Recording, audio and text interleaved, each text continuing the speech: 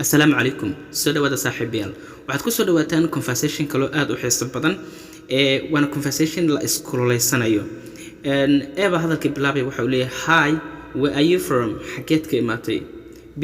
I am from waxaan ka imaaday where halkii I was beating you aan ku garaaci jiray like my child sida cunugayga oo kale halkii aan cunugayga camal ku garaaci jiray ayaan ka imaaday eeba haddana wuxuu leeyahay did you forget miyaad ilowday ama ma ilowday that you were in ad ahead one of the poor children mid kamida carruurta faqiiriinta ah who I have been feeding kuwaasoo aan ku quudinayay my camkayga xariha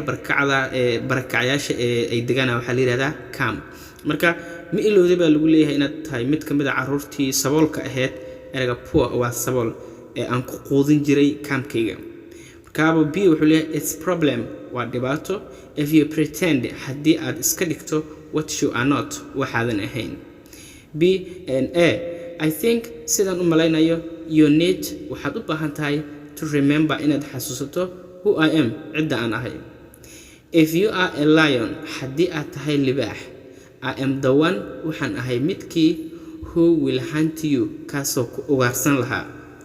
Eba markale wuxuu leeyahay you have to know waa inaad ogaataa what's better waxa u ron for your health caafimaadkaaga so cool down isqabooji before I slap you kahor inta aanan ka dharbaaxin on the face wajiga cajiib inta kadib haddii aad ka daawanayso bartida TikTok please follow me and videogana love saar haddii aad YouTube ka daawanaysidna fadlan subscribe saar waxay noo balnaa muuqaalkiisa xiga inta la gaarayo bye bye